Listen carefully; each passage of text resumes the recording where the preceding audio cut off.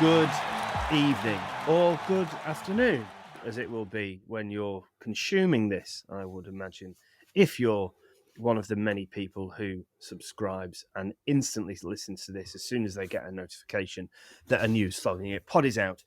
Johnno back with UGB. 2 games to discuss today, all in double quick time because we were both supposed to be going out tonight, but Eugene's poorly, so only I am going out, but don't have a huge amount of time. So, where do we start? Should we do them in order? Should we do Australia, Bangladesh first? Yeah, why not? Let's do that.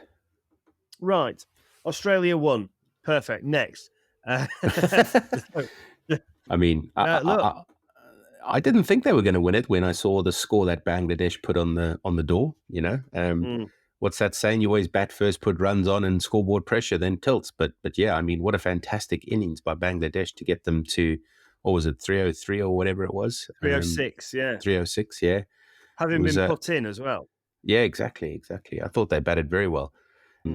Not missing Shakib Son at all, by the looks of things, yeah.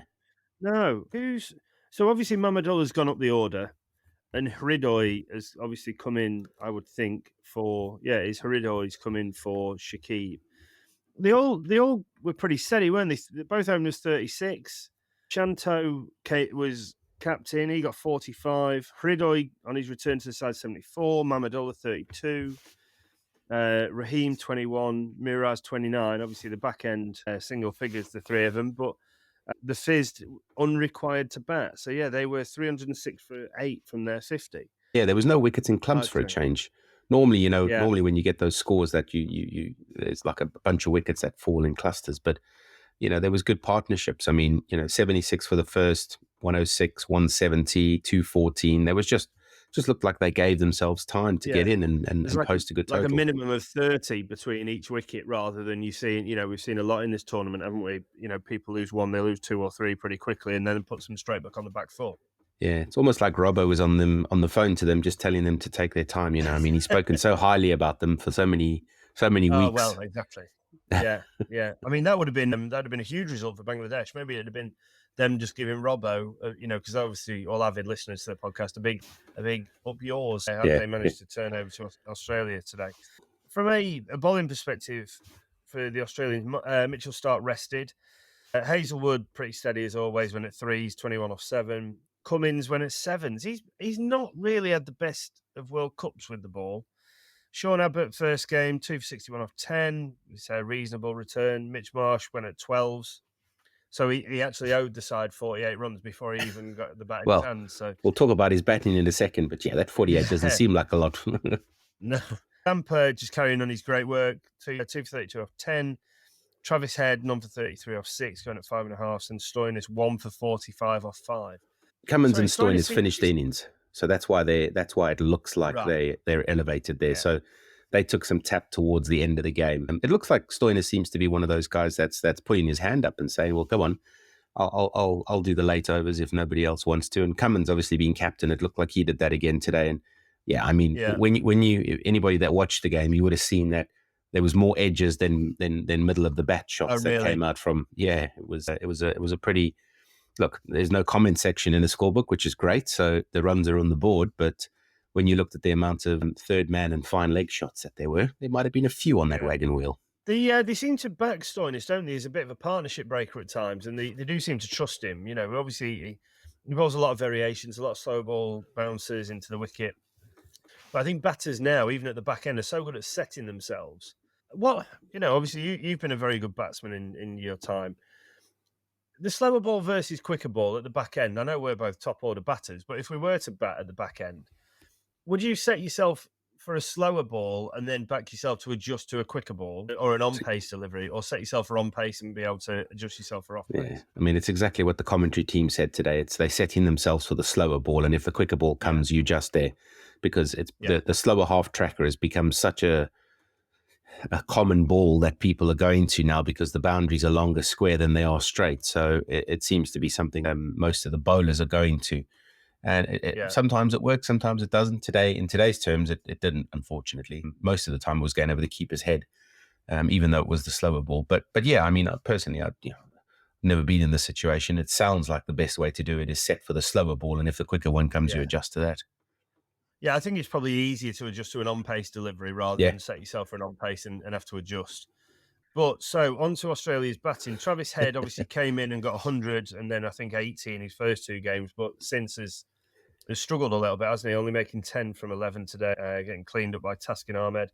Yeah, played Warner on. now got to 53, but then you said was out in pretty unusual circumstances. Well, I mean, controversial circumstances. I wouldn't say controversial. It just looked controversial. It was Steve wore a Herschel Gibbs circa 1999 when Herschel caught the ball and tried to toss it up. Admittedly, this time, Hussain, when he caught it, he held onto it a lot longer, and as he was about to throw it out, it slipped forward. So the umpires adjudicated that was out, and unfortunately Warner had to go. But that didn't mean much.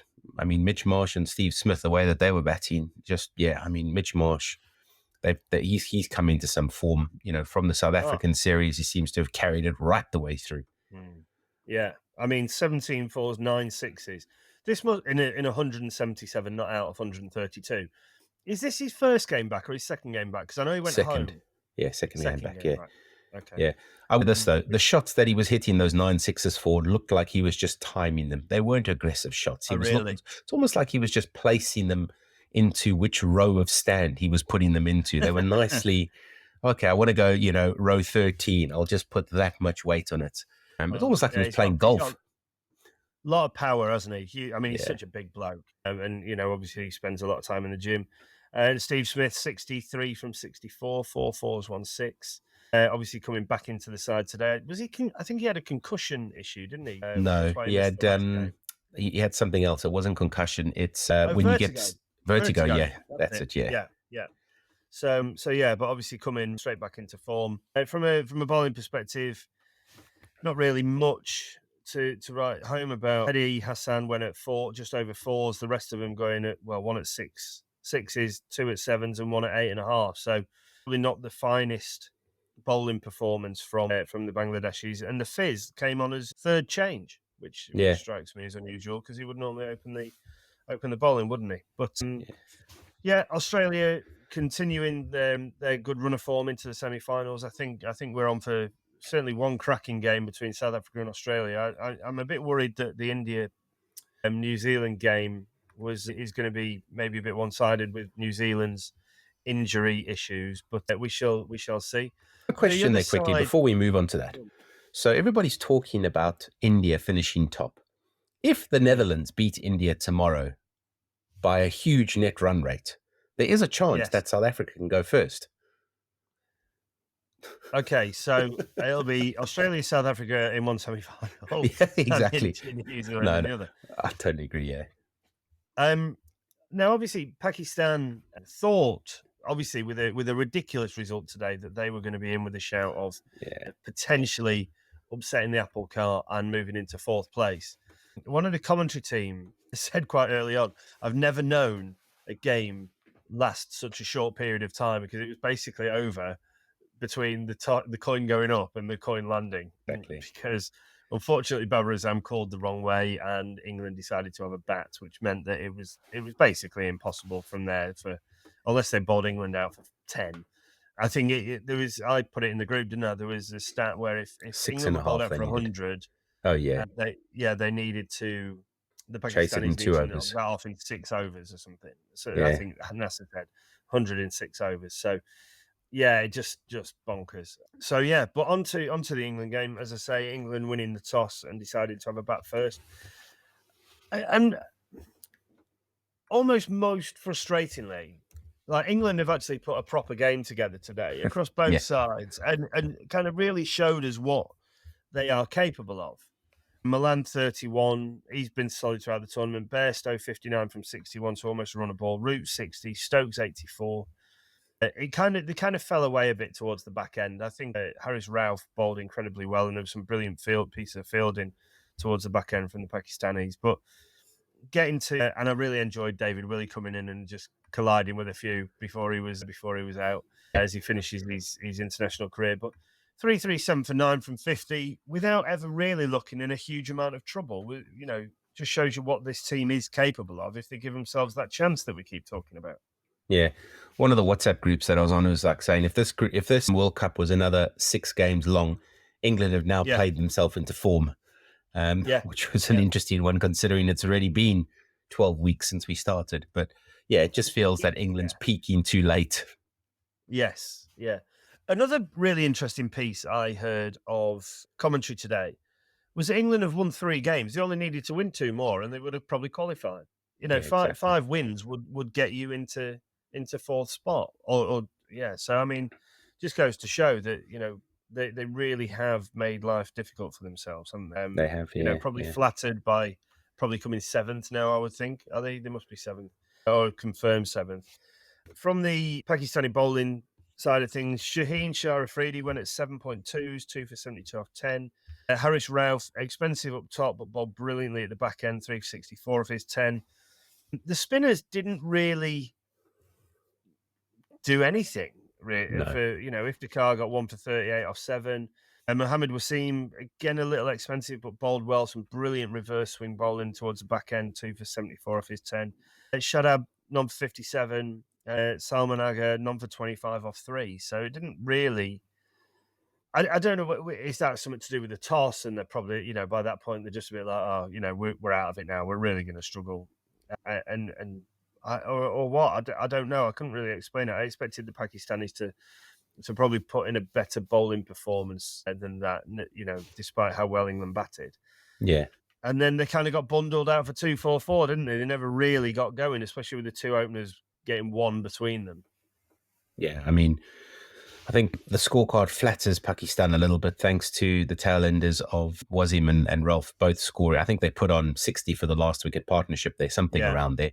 They were definitely giving it a good whop with Harris Ralph scoring 35 of 23, 3 sixes and 3 fours. But I mean, the difference in between England and Pakistan today was definitely the spinners. The way that Adil Rashid and Moeen Ali bowled, they got that ball to turn square. I mean, the ball that Moeen Ali got, Rizwan, was just through the gate, bowled him. Yeah. The ball that Adil Rashid got, who was that? It was Shadab Khan where he bowled. Yeah, it was just a phenomenal ball. So from that perspective, I think that was the difference today. The ball, for some reason, for Pakistan didn't turn nearly as prolifically as it did for England. So I don't know if conditions changed a little bit or what happened there, or maybe it was just the speed that they were bowling at.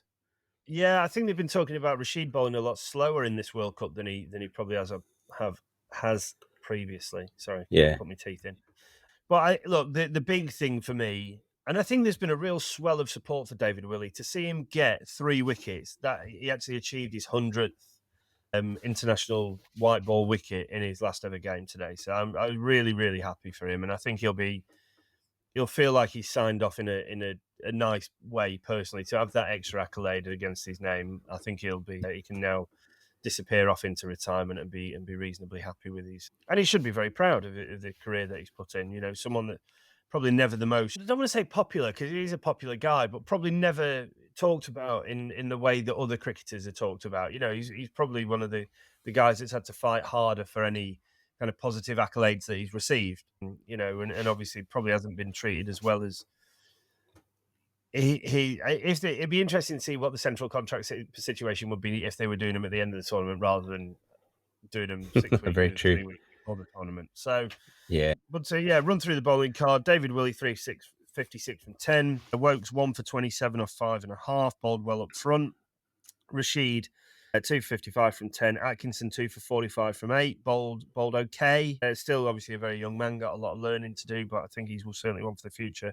Moeen Ali, who will no doubt now fully bow out of the international cricket scene, finishing with 2 for 60 from his 10 as well, including that brilliant wicket of Rizwan. So I guess to sum up, go on.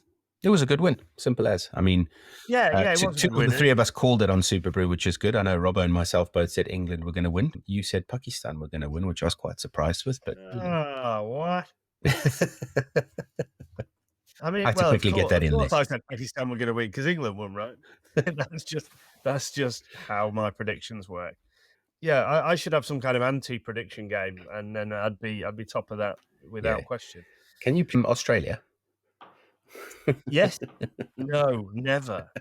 Never. Yeah. So yeah. I'm hoping that, yes, in supporting the South Africans. I hope I get that one right. Yeah. But equally, I will balance that by supporting New Zealand and watching India whop them. So, I'll hopefully be 50%. Yeah, we'll hopefully talk about the semi-finals tomorrow night when all three of us are on. But tomorrow's game will be interesting, right? I mean, top versus bottom, India versus the Netherlands. It's I suppose, is this an exhibition game you'd call it? It's a little bit of it's a nothing game, so it's just a little bit of cricket.